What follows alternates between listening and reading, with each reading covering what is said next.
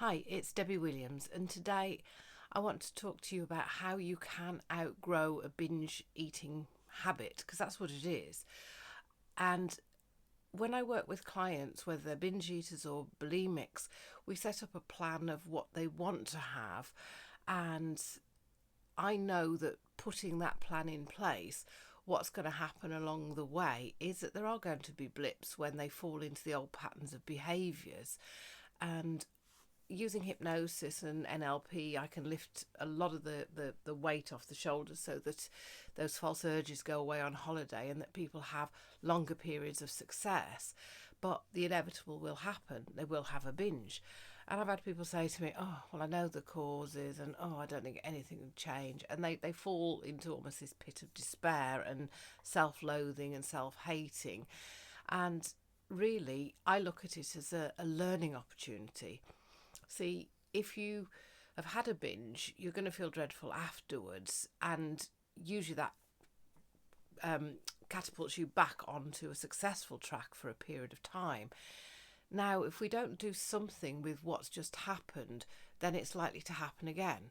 So, what I would like you to consider to do is if you have had a binge, do a bit of a post mortem on it and think, well, if I had to go through that again, how could it have played out better?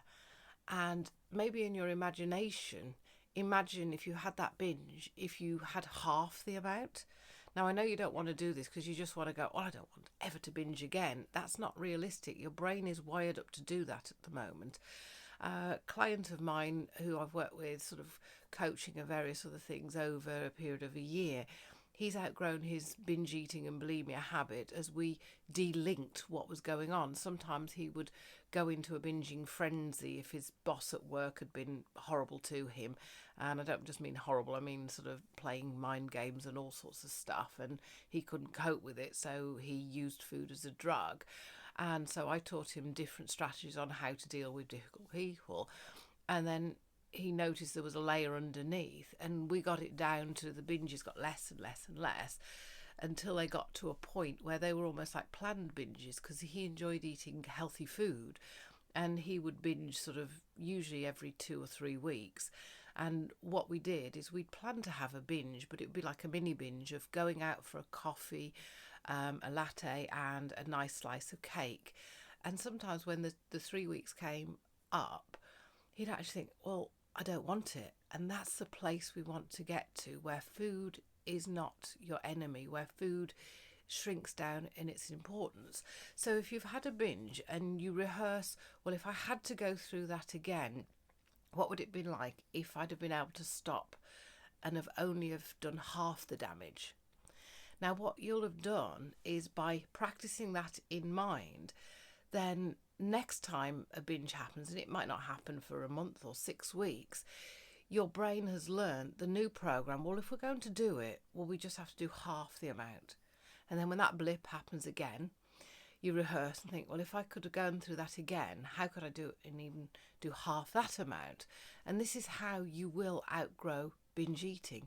Now, I'm not saying it's easy, but it's a way of training that brain. If you think, right, that's it, I'm never ever going to binge again, part of your brain is holding on to it because it's saying, actually, we enjoy binging.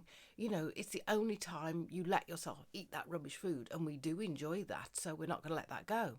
So by educating yourself that, okay, if I am going to have a binge, if I had to go through that again, you're in a point where you're feeling mad at yourself, they think, well, if I did eat half of it, then I'll only have put that amount of weight on instead of the amount I've put on at the moment, that I've got to really restrict myself. And I know how you think.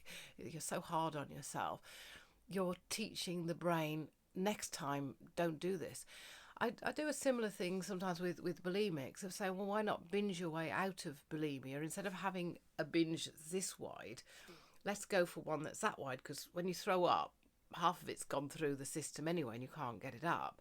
And let's go to that amount, so you're having, say, 2 bars of chocolate instead of 10 bars, 5 bags of crisps, half a loaf of bread and pizza or whatever else that you've managed to shove in before you make yourself accountable.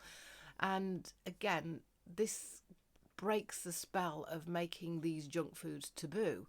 when you actually have permission to have them, when you actually plan them in, and it comes to the date, right, I'm due to have that naughty food now, sometimes you look at it and think, actually, I'm doing so well at the moment, and I found alternatives to those sweet things. And for me, instead of having chocolate, I create chocolate smoothies with raw organic cocoa powder, frozen bananas that I've frozen when they've gone brown and speckledy because the starch has turned to sugar. Sometimes I'll put some dates in it, and the hit you get of absolute sweetness and nutrition in there that's feeding my cells, it makes me look at the packaged processed chocolate in the shop full of sugar as like a poison.